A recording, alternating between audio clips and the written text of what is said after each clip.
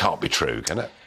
When I opened up the story in the Telegraph this morning, I was initially going to cut Mark Drakeford a little bit of slack because this is a problem that we see across the country. You know, his councils, civil service departments, quangos. This is something that we're seeing across the UK. It's not specific to Wales, but when you read into the story a bit more, Wales is by far and away the most egregious. 1 in 10 is a figure that we don't see across the civil service, which is now starting to tick finally above 50, 60%. And where UK ministers, maybe they're not trying hard enough to get civil service back in the office, depending on your view, but they are trying, and Drakeford shows absolutely no inclination to do so. So the Welsh First Minister, Mark Drakeford, I mean, is he happy with this? He is happy.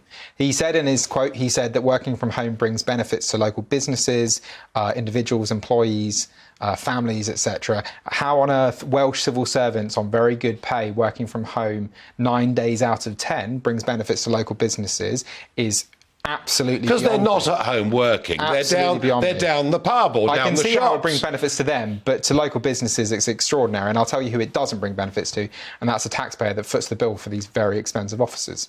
Yeah, let's talk about that. So we've got government offices owned by government or rented or a bit of both? Yeah, a bit of both. A bit of both.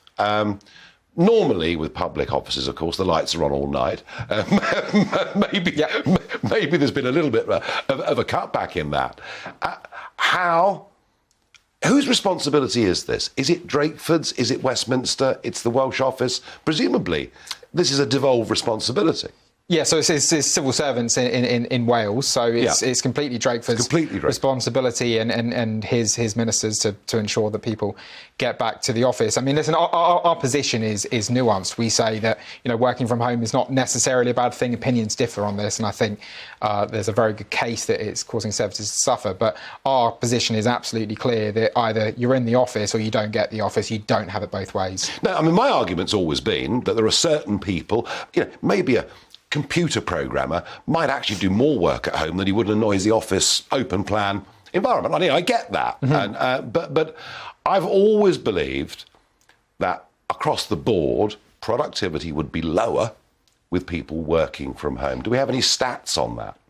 Well, certainly what we saw in 2019 is that for the first time in quite a few years, public sector productivity ticked down a bit. That's the latest release. The next release is coming out within the next couple of months. But I think, you know, the fact that companies are starting to ask people to go back to the office more when during the pandemic there was full working from home does show that, you know, companies themselves recognise the... So the private sector... Yep. The private sector who basically go bust, yep. You know, unless they can turn a profit... They're pushing people hard to get back to work. Yeah.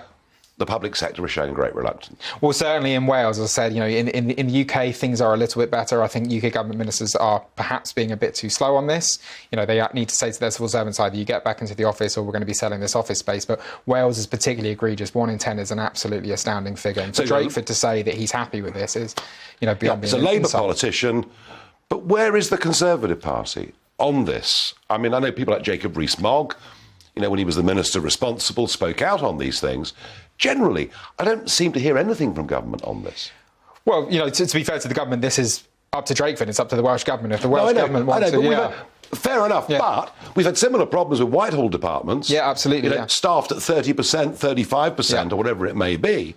We don't hear much from the government on this. No, I mean, certainly when Jacob Rees-Mogg was in place, he was talking about it much more. I mean, listen, you know, ministers do have a difficult line to tread. Obviously, you know, there are some benefits to working from home, some limited working from home.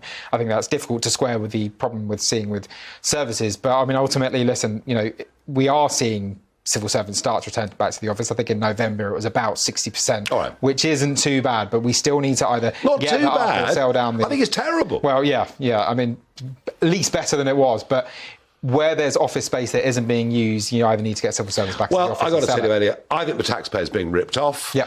I think the private sector has borne the entirety of the burden for the pandemic and everything that's happened since, and the public sector, frankly, have had a free pass through it all.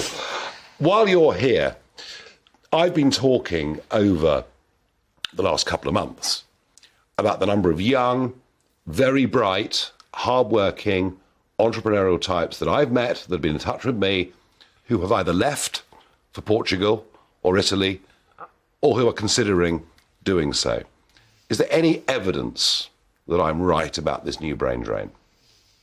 Well, I think the situation for young people is not very good in this country, and one of the big reasons is the marginal tax rates that they're facing. If you went to university now, you're paying a marginal tax rate of sort of 40-45%, and if you did a postgraduate, that's ticking up to 50%. So I think that just speaks to the need for the government to look at how to ease the burden on young people.